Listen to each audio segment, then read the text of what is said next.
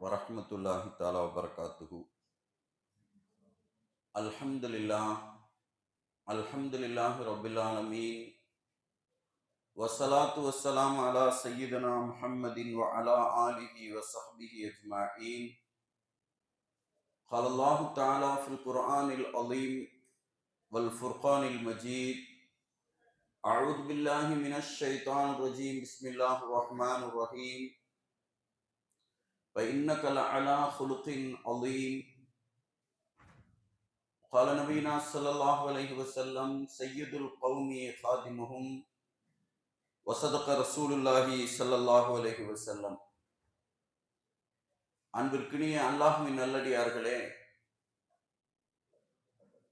சத்திய தூதர் முத்து முஹம்மது ரசூலுல்லாஹி ஸல்லல்லாஹு அலைஹி வஸல்லம் அவர்கள் மனித குலத்திற்கான ஒரு மிகச்சிறந்த மாண்பாளர், பண்பாளர். அவர் தனது வாழ்க்கையில் என்ன என்ன கட்டங்களை எல்லாம் சந்தித்தார்களோ அத்தனை விஷயத்திலும் அவர் ஒரு அழகான வாழ்க்கையை ஸல்லல்லாஹு அலைஹி வஸல்லம் அவர்கள் வாழ்ந்து காட்டி சென்றிருக்கிறார்கள். அவர்களின் வாழ்க்கையில் தலைமைத்துவம் அவர்களுக்கு கிடைத்தது. ஒரு தலைவராக அந்த மக்களுக்கு வழிகாட்டுவதற்கும் சேவை செய்வதற்குமான ஒரு தலைமைத்துவம் ஸல்லல்லாஹு அலைஹி வஸல்லம் அவர்களுக்கு கிடைத்த போது அந்த தலைவராக அவர்கள் எப்படி நடந்து கொண்டார்கள் என்பது வரலாற்றில் பொன் எழுத்துக்களால் இன்றைக்கும் பொறிக்கப்பட்டிருக்கிறது.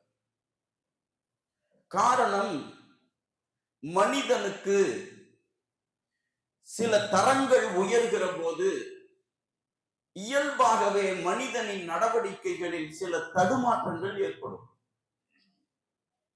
பணத்தால், படிப்பால், பதவியால், புகழால், விளம்பரத்தால் ஒரு மனிதனுக்கு அந்தஸ்து உயர்கிற போது தன்னை சுற்றி இருக்கக்கூடிய மக்களையே சற்று உதாசீனப்படுத்தக்கூடிய சூழல்கள் மனிதனுக்கு இயல்பாகவே ஏற்பட்டுவிடும். இதை தவிர்ப்பதற்கான வழிகாட்டுதலை ஸல்லல்லாஹு அலைஹி வஸல்லம் அவர்கள் காட்டி சென்றிருக்கிறார்கள். இது ரசூலின் வாழ்க்கையை நாம் உற்று நோக்குகிற போது ஒரு தலைமைத்துவத்திற்கு வரக்கூடியவர்கள் பின்பற்றுகிற சுன்னத்து இது. தலைமைத்துவ நிலைகளுக்கு வருகிறவர்கள் இப்படி பெருமானார் காட்டிய வழியை பின்பற்றுதல் என்பது அவர்களுக்கான ஒரு சுன்னத் என்பதுதான் நமக்கு சொல்லித் தரப்படுகிறது. எந்த நிலை வந்த போதும் எளிமையாக இருந்தார்கள். ஒரு நாள் ரசூலுல்லாஹும் அவருடைய தோழர்களும் சஹாபிகளும் ஒரு இடத்திற்கு பயணம் புறப்பட்டு போகிறார்கள். அப்படி போகிற போது அன்றைய காலகட்டத்தில் பாலைவன பிரதேசங்கள், ஒரு இடத்திலிருந்து இன்னொரு இடத்திற்கு நடந்து போகணும் அல்லது கோவேறு கழுதையில போகணும். இந்த மாதிரி தான் ரொம்ப தூரம்னா ஒட்டகத்துல போகணும். இதுதான் அன்னைக்கு இருந்த வாகனம். கோவேறு கழுதை, குதிரை, ஒட்டகம், இதுதான் அன்னைக்கு இருந்த வாகனம். ஒருத்தர் சொந்தமா ஒரு ஒட்டகம் வச்சா ஆடிக்காரு வச்சிருந்த மாதிரி அன்னைக்கு. எல்லாத்துட்டையுமே இந்த கோவேறு கழுதை, குதிரை, ஒட்டகம் இதெல்லாம் நிறைய பேர்கிட்ட இருக்காது. அது வச்சிருந்தவங்க ரொம்ப மதிப்புக்குரியவங்க. அது இல்லாதவர்கள் எல்லாம் நடந்துதான் போவாங்க. பெரும்பாலும் பிரயாணம் என்பது இரவு நேரத்தில் தான் இருக்கும். பகல்ல வெயில் அடிக்கும், பாலைவனத்துல நடக்க முடியாது. அப்ப வெயிலினுடைய சூடு தவிழ்ந்ததற்கு பிறகு இரவு நேரத்தில் தான் ஒரு இடத்திலிருந்து ஒரு இடத்திற்கு அவர்கள் பயணம் புறப்பட்டு செல்வார்கள். அப்ப வெயில் அடிக்க ஆரம்பிச்சிருச்சுன்னா அந்த இடத்துல ஒரு கூடாரம் அடிச்சு தங்கிக்குவாங்க. இது அன்றைக்கு இருந்த முறை. நபி ஸல்லல்லாஹு அலைஹி வஸல்லம் அவர்களும் நபித்தோழர்களும் இப்படி ஒரு இடத்துக்கு புறப்பட்டு போகிற போது போன இடத்துல சாப்பிடுறதுக்கு இன்னைக்கு மாதிரி ஹோட்டல் எல்லாம் அன்னைக்கு இல்ல ஆர்டர் பண்ணதுமே உடனே எல்லாம் வராது. இன்றைய காலகட்டத்துல நைட்டு 3 மணிக்கு போன் எடுத்து நம்ம ஆர்டர் பண்ணா 3:10க்கு 3:15க்கு நம்ம வீட்டுக்கு முன்னாடி என்ன ஆர்டர் பண்ணுமோ அது வந்துருது, சாப்பிட்டுக்கலாம். அவ்வளவு சௌரியமான ஒரு கட்டம் டவுன்ல. அன்னைக்கு அதெல்லாம் இல்லை. அவர்கள் உணவுக்கு தேவையான மாவு, எண்ணெய், அதை தயாரிக்கிறதுக்கான பாத்திரம், இதெல்லாம் எடுத்துட்டு தான் போயாகணும். இதையெல்லாம் எடுத்துட்டு தான் அவங்க போறாங்க. பிரயாண கூட்டம் ஒரு இடத்துல போய் அவர்கள் கூடாரம் அடித்து தங்குகிறார்கள். அப்ப எல்லாத்துக்கும் உணவு சமைக்கணும் அப்படிங்கிற நிலை வந்த போது ரசூலுல்லாஹி ஸல்லல்லாஹு அலைஹி வஸல்லம் அங்கு இருந்த மற்ற தோழர்களுக்கு, நீங்க பாத்திரங்களை சரி செஞ்சு வைங்க, நீங்க மாவும் எண்ணெயும் சரி செஞ்சு வைங்க, இப்படி ஒவ்வொருத்தருக்கும் ஒவ்வொரு வகையான பணிகளை ரசூலுல்லாஹ் அங்க சொல்றாங்க. அப்போ இருந்த சஹாபிகள் எல்லாம் அதை செய்யறாங்க. அப்ப ரசூலுல்லாஹ் அதை சொன்னதோடு மட்டுமல்லாது, நான் ஒரு வேலை செய்யறேன் என்று சொல்லிவிட்டு அவர்கள் ஒரு வேலைக்கு அவர்களாகவே பொறுப்பெடுத்துக் கொள்கிறார்கள். என்ன வேலை அப்படின்னும் போது, நீங்கள் எல்லாம் இங்க உட்கார்ந்து பாத்திரத்தை சரி செய்யறதும் மாவை குழைக்கிறது, அதற்கு 2-3 பேரு கல்லு, அடுப்புக்கு 3 கல்லு, சட்டி வைக்கிறதுக்கு, அதை எடுக்கிறதுக்கெல்லாம் சொல்லிட்டு ரசூலுல்லாஹ் சொல்றாங்க, தேவைப்பட்டால் நமக்கு ரொம்ப அவசியம், சமைப்பதற்கு எரியூட்டுவதற்கு விறகு தேவை. அப்ப நான் போய் எங்க அந்த சைடெல்லாம் விறகுகள் கிடைக்குதோ, மரங்களின் குச்சிகள் எங்க கிடைக்குதோ அதை எடுத்துட்டு வர்ற பொறுப்பு எனக்கு, நான் போயிட்டு வர்றேங்கிறாங்க. அது ஒரு பாலைவன பிரதேசத்துல பக்கத்துல எங்க மரம் கிடைக்கும், கொஞ்சம் தொலைவுல தள்ளி தேடி அப்படி போயிட்டு வந்தா தான் கிடைக்கும். இருந்தாலும் ரசூலுல்லாஹ் அந்த வேலையை நான் எடுத்துக்கிறேன் அப்படின்னு சொல்லிட்டு அவர்கள் விறகு பொறுக்குவதற்கு செல்கிறார்கள். சஹாபிகள் சொன்னார்கள், யார ரசூலுல்லாஹ், இங்க உட்கார்ந்துட்டு செய்யற வேலையெல்லாம் எங்களுக்கு கொடுத்துட்டு நீங்க இந்த விறகு பொறுக்கிற சிரமமான வேலையை நீங்க செய்றீங்களே என்ற போது, நபிகள் நாயகம் ஸல்லல்லாஹு அலைஹி வஸல்லம் அவர்கள் அங்கே ஒரு விஷயத்தை நினைவுபடுத்தினார்கள். ஒரு கவுமுக்கு, ஒரு கூட்டத்திற்கு, ஒரு குழுவுக்கு நாம் தலைவராக இருக்கிறோம் என்று சொன்னால், நாம் சய்யிதுல் கௌமி காதிமுகும், அவர்களுக்கு சேவை செய்வதுதான் ஒரு சய்யிதுனுடைய, ஒரு தலைவருடைய மிக முக்கியமான வேலை. நீங்க மட்டும் வேலை செஞ்சுட்டு நான் சும்மா இருந்துடக்கூடாது, உங்களுக்கு கொடுக்கப்பட்ட வேலையை விட சற்று சிரமமான வேலையாக இருந்தாலும் அதை நான் செய்யணும் அப்படின்னு அவர்களை அங்கேயே வேலை செய்ய சொல்லிட்டு ரசூலுல்லாஹ் விறகு பொறுக்க சென்று விறகு எடுத்து கொண்டு வந்தார்கள். இது உலக தலைவர்களில் இப்படி ஒரு தலைவரை பார்க்கவே முடியாது. அவரை 2 விஷயத்துல திரும்ப திரும்ப நாம் சொல்லிக் கொண்டே இருக்கிறோம். சய்யிது அப்படின்னா தலைவர், சய்யிதுனா எங்களின் தலைவரே என்று நாம் அழைத்துக் கொண்டிருக்கிற நபிகள் நாயகம் ஸல்லல்லாஹு அலைஹி வஸல்லம் அவர்கள் ஒரு குழுவுக்கு, ஒரு கூட்டத்திற்கு, ஒரு உம்மத்துக்கு தலைவரா வந்துட்டா அவர்கள் சேவை செய்ய வேண்டும். அவர்களோடு அவர்களாக அவர்கள் கலந்திருக்கணும். ரசூலுல்லாஹ்வை பார்க்கிறதுக்கு வேறு பிற சமய யூதர்கள் வருவாங்க. அப்படி வந்து பார்த்தா ரசூலுல்லாஹ் சஹாபிகளோடு உட்கார்ந்து இருப்பாங்க. அப்படி உட்கார்ந்து இருக்கிற போது அவர்கள் வந்து பார்த்துட்டு, இதுல யாரு முகமது நபி அப்படின்னு அவங்களுக்கு ஒரே கன்ஃபியூஸ், தடுமாற்றம் ஏற்பட்டுரும். என்னன்னா, அவர்களோடு அவர்களாக கலந்து உட்கார்ந்து இருப்பாங்க. தன்னை ஒரு தனித்துவமாக காட்டிக்கொள்ளவே மாட்டார்கள். நான் இவர்களுடைய முக்கியமான ஒரு ஆளு என்பதற்கான எந்த ஒரு அடையாளமும் ரசூலுல்லாஹ்விடத்தில் இருந்ததே இல்லை. அவர்களுடைய அந்த தரம் உயர்ந்து நின்றாலும் இதற்கும் சஹாபிகள் யார் என்று சொன்னால், ரசூலுல்லாஹ் உயிரை விடுங்க அப்படின்னு சொன்னா உயிரை விடக்கூடிய அளவுக்கு உண்டானவர்கள் சஹாபா பெருமக்கள். அவங்கள்ட்ட இப்படி 2 கலந்து ஸல்லல்லாஹு அலைஹி வஸல்லம் அவர்கள் இருந்திருக்கிறார்கள். இதையும் ஒரு மாபெரும் தலைவர்கிட்ட உலகம் பார்க்கவே இல்லை. என்னன்னா, மனசு உன்னை எதிர்பார்க்கும், நமக்கு ஒரு மதிப்பு வேணும், நமக்கு இவங்க மதிக்கணும் என்று இயல்பாவே மனசு நினைக்கும்.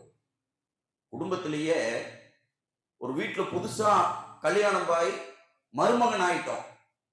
இப்ப மருமகன் ஆனதுமே மருமகனுக்கு மாமியார் வீட்டுல மனசு கொஞ்சம் எதிர்பார்க்கும். முறையா நம்மளை கூப்பிடணும்.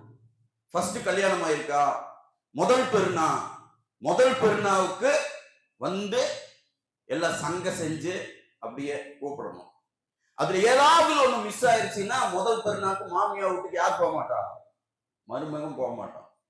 ஏப்பா போகல?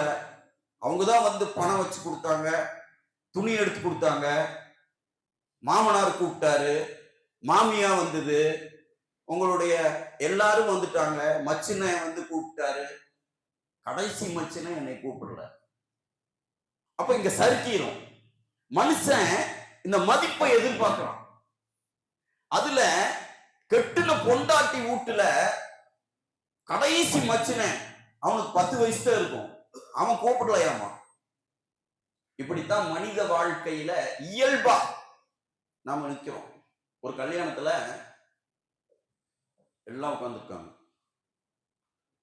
உட்கார்ந்து நிக்காஹ் ஓதியாச்சு. அப்புறம் உட்கார்ந்து தஸ்தர்ல கையெழுத்து வாங்குறது. எல்லாம் கையெழுத்து போட்டதும் மாப்பிள்ளை கையெழுத்து போடுறதுக்கு முன்னாடி ஒரு பழக்கம் இருக்கு. தேவையில்லை, சரியத்தை அப்படியெல்லாம் சொல்லல, இருந்தாலும் ஒரு மரியாதை, சரி அனுமதிக்கலாம். பேனாவை கையில் வச்சுட்டு மாப்பிள்ளை தலை தூக்கி, அத்தா போடவா? அத்தா போடு போடு.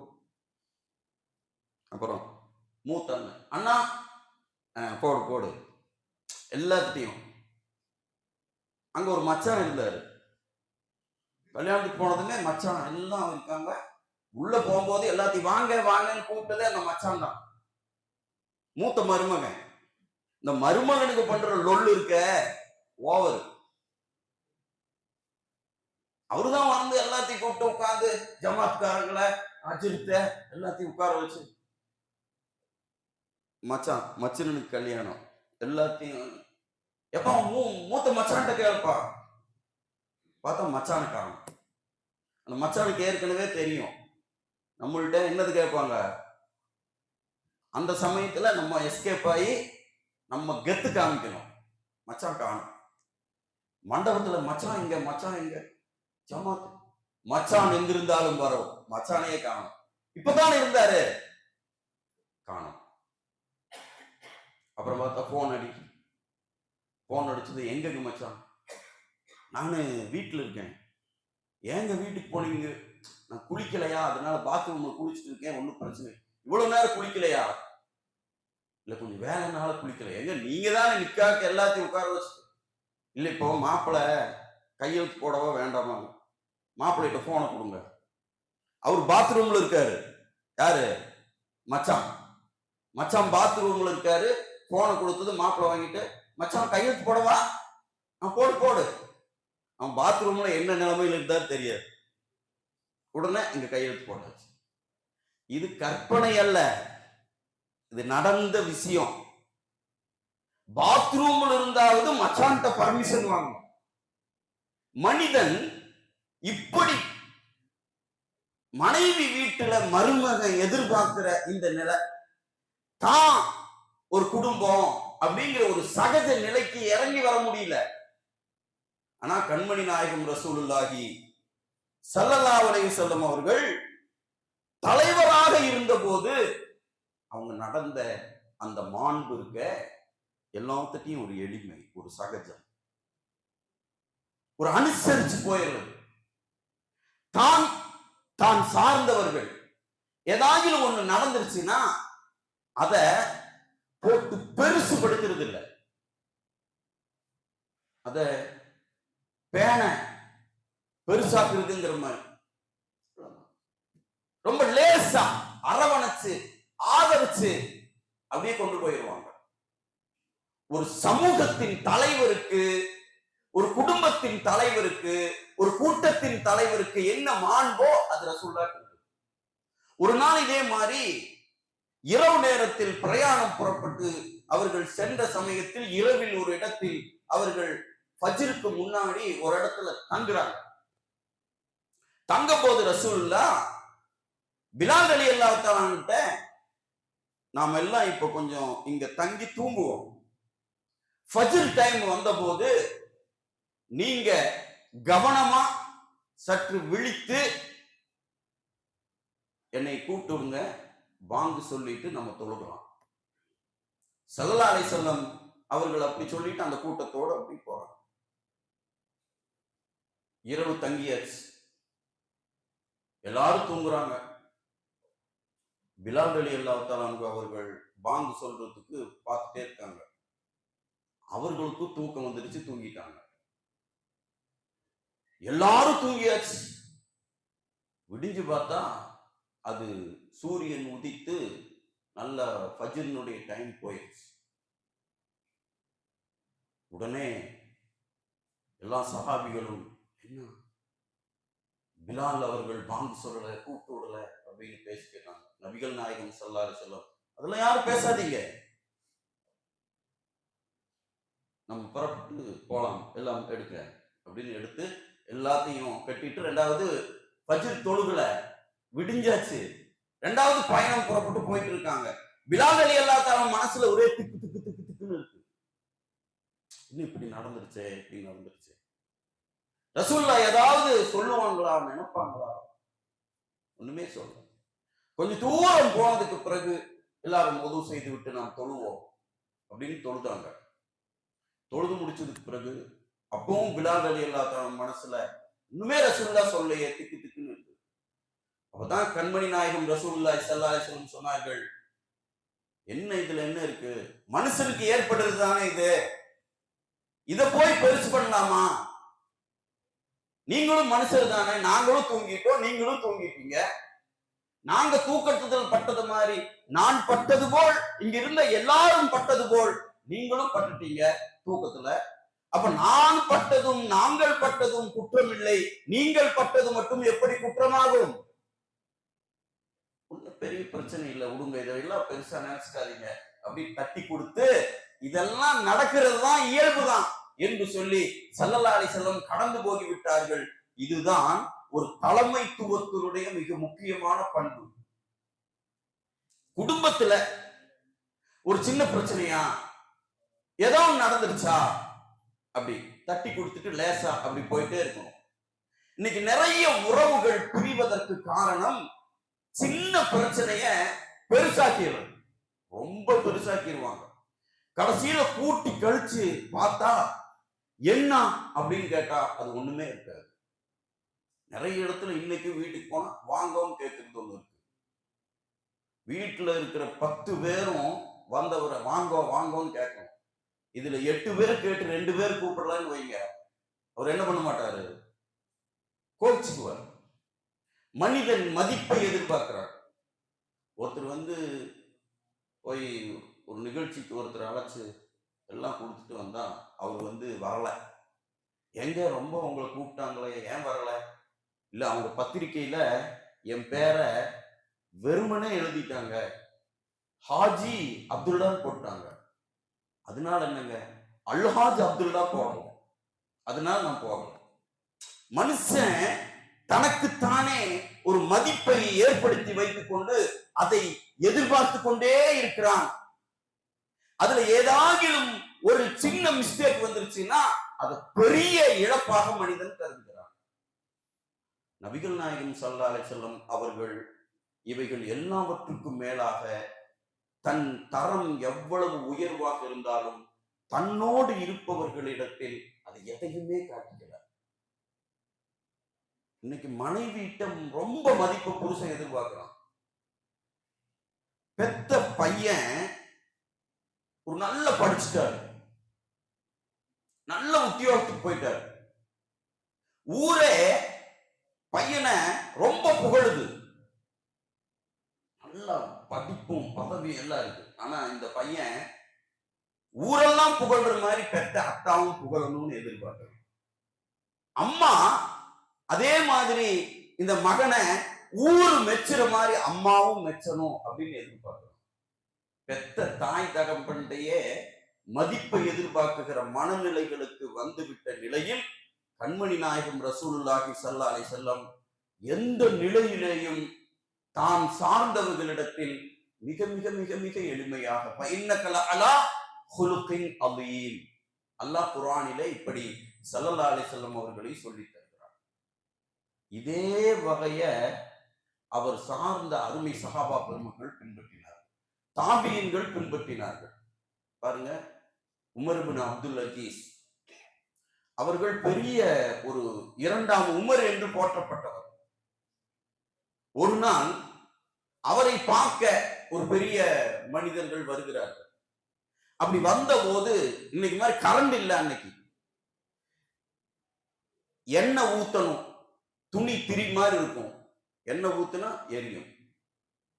இப்ப அந்த பெரிய மனிதர்கள் வருகிற போது உமர் இப்னு அப்துல் அஜீஸ் ரஹ்மத்துல்லாஹி அலைஹி ஹலீஃபா இவர் போய் அந்த விளக்க அணைஞ்சிருச்சு, இவர் போய் எண்ணெய் எடுத்துட்டு வந்து அதுல ஊத்தி தீய கல்லு வச்சு திரி பத்த வச்சுட்டு இருக்காரு. உள்ள வந்த அந்த பெரிய மனிதர்கள், என்ன நீங்க பெரிய ஹலீஃபா தலைவர், நீங்க இந்த வேலையை செஞ்சுட்டு இருக்கீங்க, இதுக்குன்னு உண்டான ஆளுங்கன்னு கேட்கிறாங்க. அப்ப அவர் சொல்றார், இதற்கு என்று நான் ஒரு பணியாளரை வச்சிருக்கேன், அவரு நேத்து கொஞ்சம் நல்ல வேலை இருக்கு, அதனால பாருங்க அங்க தூங்கிட்டு இருக்காரு. அவர் தூங்கி கொண்டிருக்கிறார். அவர் நேத்தெல்லாம் கொஞ்சம் நல்ல வேலை செஞ்சுட்டாரே, இன்னைக்கு அவர் கொஞ்சம் தூங்கட்டும், அதனால அவர் தூக்கத்துக்கு இடையூறு செய்யாம நான் இந்த வேலையை செஞ்சேன். என்னங்க நீங்க பெரிய கலீஃபா, உங்களுக்குன்னு வச்ச ஆளை வேலை செய்ய விடாம கொஞ்சம் தட்டி எழுப்ப வேண்டியதுதானே என்றெல்லாம் அவர்கள் சொன்னார்கள். அவர் சொன்னார், எப்பவுமே செஞ்சுட்டு இருக்கிற நேற்று ஃபுல் வேலை, இன்னைக்கு கொஞ்சம் ஓய்வு எடுக்கட்டும், இதை செஞ்சதுனால நான் என்ன மனுஷன் இல்லாம போயிட்டேனா, இதை செஞ்சதுனால என் தரம் என்ன குறைஞ்சிருச்சு, இது ஒன்றும் பிரச்சனை இல்லை, அவர் ஓய்வு எடுக்கட்டும், அவர் விழித்த பிறகு அவர் வேலை அவர் செய்வாரு, இப்போ அவரை இதுதான் அனுசரிப்பு. இந்த ஒரு மனப்பக்குவத்தை நபிகள் நாயகம் ஸல்லல்லாஹு அலைஹி வஸல்லம் அவர்களும் கடைபிடித்தார்கள். அவர்கள் உருவாக்கிய ஹலீஃபாக்களுக்கும் அந்த நிலைகளை உருவாக்கி தந்தார்கள். கடைசியாக நாம் யோசிக்க வேண்டிய முக்கியமான ஒரு விஷயம் என்னன்னா, எல்லாம் இன்றைய காலகட்டத்தில் யதார்த்தம் இதுதான். பணம் இருந்தா நமக்கு பொறுப்புக்கு வர முடியும், பொறுப்புக்கு வந்து விட்டால் பணம் சம்பாதிக்க முடியும். அரசியல் சூழல்கள் இன்னைக்கு அப்படித்தான். எம்எல்ஏ ஆகணும்னா, எம்பி ஆகணுமா, கவுன்சிலர் ஆகணுமா, எவ்வளவு வச்சிருக்கீங்க, எத்தனை கோடி செலவு செய்வீங்க, எவ்வளவு கட்சிக்கு தருவீங்க, செலவு செய்யறதுக்கு பணம் வேணும். ஏழை வாழை இல்லாதவங்க எல்லாம் இன்னைக்கு எதிலும் இன்னைக்கு இருக்க முடியாது. பதவிக்கு வந்துட்டாங்களா எல்லாத்தையும் பெற்றுக்கொள்ள முடியும். ஆனால் நபிகள் நாயகம் ஸல்லல்லாஹு அலைஹி வஸல்லம் அவர்கள் விரும்பியது ஏழையாக வாழவை, ஏழையாகவே மரணிக்க செய், ஏழைகளோட என்னை மகசூலிலே எழுப்பு அப்படின்னு துவா கேட்டே இருந்தாங்க. அந்த துவா ஒப்புக்கொள்ளப்படும் என்ற நம்பிக்கையில் கேட்டார்கள். உலகத்திலே எந்த மனிதனும் கேட்க துணியாத ஒரு துவா ரசூலுல்லாஹ் மட்டும்தான் கேட்டாங்க. இதுதான் எளிமையின் உச்சம். லைலத்துல் கத்ர் இரவு காபாவுடைய திரட்சியில ஹஜ்ஜுக்கு போயிட்டோம், நாம் அங்க போய் நின்று அல்லாஹ் என்னையும் என் மக்களையும் ஏழையாக்கு கேட்போமா, இன்னும் ஏழையா வாழவையே கேட்போமா, நம்ம மௌத்தா போகும்போது ஏழையா மௌத்தாகணும்னு கேட்போமா? ஆனா ரசூலுல்லாஹ் கேட்டாங்க. இந்த டிஃபரண்ட், இந்த வித்தியாசத்தை நாம் விளங்கணும். இதுதான் எளிமையின் மாபெரும் உச்சம். தலைவராக இருந்து கொண்டே இப்படி துவா கேட்டுக்கொண்டே இருந்தார்கள். பதவிக்கு வந்ததற்கு பிறகு பணம் சேரும். ஆனா ஸல்லல்லாஹு அலைஹி வஸல்லம் அவர்கள் தலைவராக மரணிக்கிறார்கள். வெறும் தலைவர் அல்ல, ஒரு குடும்ப தலைவர் அல்ல, ஒரு குழுவுக்கு தலைவர் அல்ல, ஒரு சமுதாயத்திற்கு மட்டும் தலைவர் அல்ல, அந்த அரபகத்தினுடைய நாட்டுக்கு தலைவர். ஒரு நாட்டுக்கு தலைவருங்க மௌத்தா போறாங்க. ஜனாதிபதி மௌத்தா போகும்போது அவங்க வீடு ரசூலுல்லாஹ்வுடைய அந்த புனித உடல் வைக்கப்பட்டிருக்கிற அந்த வீடு இருட்டாயிருச்சு. ஏன்னு கேட்கிறாங்க, அவங்க வீட்டுல எரிக்கிறதுக்கு எண்ணெய் இல்லை. இதுதான் ஸல்லல்லாஹு அலைஹி வஸல்லம் ஒரு மாபெரும் தலைவராக இருந்து பதவியில் இருந்து அவர்கள் மரணிக்கக்கூடிய தருணத்தில் அவர்களினுடைய வீட்டில் எரிப்பதற்கு எண்ணெய் இல்லை என்று சொல்லுகிற விஷயத்திலிருந்தே அவர் எப்படி வாழ்ந்திருந்தார் என்பது வரலாற்றில் பொன் எழுத்துக்களால் பொறிக்கப்பட்டிருக்கிறது. அதுதான் இவர் உலக தலைவர்களிலேயே அவர் ஒரு அதிசய தலைவராக ரசூலுல்லாஹி ஸல்லல்லாஹு அலைஹி வஸல்லம் அவருடைய வாழ்க்கை அமையப்பட்டிருக்கிறது. எதையுமே சேர்த்து வைக்கல. நான் மௌத்தானதுக்கு பிறகு என் மனைவிகளுக்கு இன்ன சொத்து, பாத்திமா நாயகம் உயிரோடு இருக்காங்க, பாத்திமா நாயகத்துக்கு இந்த சொத்து, இவ்வளவு பணம் இருக்கு, இவ்வளவு தங்க நாணயம், எல்லாத்தையும் ஆண்டார்கள் ஆட்சியாளர்களாக. எதையும் தனக்கும் தன் குடும்பத்திற்கும் விட்டு செல்லல. ஒன்னு சொல்லிட்டு போயிட்டாங்க, மௌத்தானதுக்கு பிறகு நான் உயிரோடு இருக்கும் போதும் எனக்கு ஜகாத் கொடுக்காதீங்க. நான் மரணித்ததற்கு பிறகும் ஆஹா முகமது நபி மௌத்தாயிட்டாங்க, அவங்க மனைவி இருக்காங்க, அவங்க குழந்தைங்க இருக்காங்க அப்படின்னு இறக்கப்பட்டு யாரும் போய் ஜகாத் காசு என் குடும்பத்துக்கு கொடுக்க கூடாது, ரசூலின் குடும்பத்திற்கு ஜகாத் ஹராம் என்று பகிரங்கமாக வாழுகிற காலத்தில் ஏழையாக வாழவை என்று துவா கேட்டு மரணித்த பெருமானார் தான் வாழ்ந்ததற்கு பிறகும் கூட பணத்தை தன் குடும்பம் இந்த சமூகம் கொட்டி கொடுத்து விடக் கூடாது என்று சொல்லி என் குடும்பத்திற்கு ஜகாத் ஹராம் என்று சொல்லிவிட்டு போனார். இப்படியெல்லாம் ஒரு தலைவரின் எளிமையை, வாழ்க்கையை உலகத்தில் வேறு எங்குமே பார்க்க முடியாது. நபிகள் நாயகம் ஸல்லல்லாஹு அலைஹி வஸல்லம் அவருடைய வாழ்க்கையில் மட்டும்தான் பார்க்க முடியும் என்பதை நாம் பார்க்கிற போது, நாம் ஒரு தொழுகையாளியாக இருந்தால் தொழுகையின் வழிமுறையை பெருமானார் எப்படியோ அப்படி கடைபிடிப்பது. ஒரு ஹஜ்ஜுக்கு போறோமா, ரசூல் எப்படி ஹஜ் செஞ்சாங்களோ அதே மாதிரி வழிமுறையை கடைபிடிப்பது. ஒரு குடும்ப தலைவரா குடும்பத்தை எப்படி நடத்துறதுக்கு ரசூலுல்லாஹ் சொல்லி தந்த வகையை கடைபிடிப்பது. ஒரு குழுவுக்கு, ஒரு அமைப்புக்கு, ஒரு சமுதாயத்திற்கு நாம் தலைவராக வந்து விடுகிற போது ரசூலுல்லாஹி ஸல்லல்லாஹு அலைஹி வஸல்லம் அவர்களிடத்தில் எப்படிப்பட்ட ஒரு நடைமுறையை கொண்டு வந்தார்களோ அதை பின்பற்றுவது என்கின்ற சுன்னத்தான வழிமுறைகள் தான் இவைகளெல்லாம் நமக்கு வரலாற்றில் சொல்லி தரப்பட்டிருக்கிறது. வல்ல ரஹ்மான் அப்படிப்பட்ட உயர்ந்த நற்சூழல்களை ஏற்படுத்தி நன்மைகளின்பால் இந்த சமூகத்தை எல்லாம் சேர்த்து நல்லருள் புரிவானாக. அல்ஹம்துலில்லாஹி ரப்பில் ஆலமீன். அஸ்ஸலாமு அலைக்கும் வரஹ்மத்துல்லாஹி தஆலா வபரகாத்துஹு. கண்ணியத்துக்குரிய அல்லாஹ்வின் நல்லடியார்களே, மனக்கவலைகள் தீர்வதற்கு வழமையாக ஒரு திக்ர், ஹஸ்பி அல்லாஹு லா இலாஹ இல்லாஹு அலைஹி தவக்கல்து வஹுவ ரப்புல் அர்ஷில் அலீம். ஹஸ்பி அல்லாஹு லா இலாஹ இல்லாஹு அலைஹி தவக்கல்து வஹுவ ரப்புல் அர்ஷில் அலீம். இதை ஓதி வருகிற போது நமது ஆழ்மனதில், நமது வாழ்வில் ஏதோ ஒரு கவலை பீடித்திருக்கும். நமக்கு அந்த மனக்கவலைகள் தீர்வதற்கு இந்த திக்ர் மிகப்பெரிய பலனாக இருக்கும் என்று நமக்கு சொல்லித்தரப்பட்டிருக்கிறதுனால் இவைகளை கடைபிடித்து நலம் பெறுகிற தௌஃபீக் அல்லாஹ் தருவானாக. பிஸ்மில்லாஹிர் ரஹ்மானிர் ரஹீம். லக்கல் ஹம்து வ லக்கஷ் ஷுக்ரு யா ரப்பி யா அல்லாஹ். அல்லாஹும்ம ஸல்லி அலா சய்யிதினா முஹம்மதின் வ அலா ஆலி சய்யிதினா முஹம்மதின் வ பாரிக் வ ஸல்லிம் அலைஹிம். அல்லாஹும்ம இக்ஃபிர் லனா ذுனூபனா யா ரப்பல் ஆலமீன். ஹஸ்பி அல்லாஹு லா இலாஹ இல்லா ஹு அலைஹி தவக்கல்து வ ஹுவ ரப்புல் அர்ஷில் அலீம். ربنا هب لنا من ازواجنا وذرياتنا قرة اعين واجعلنا للمتقين اماما. اللهم رب ارحمهما كما ربياني صغيرا.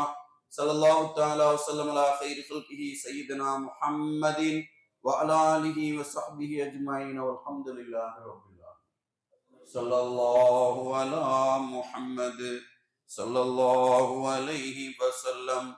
صلى الله على محمد صلى الله عليه وسلم.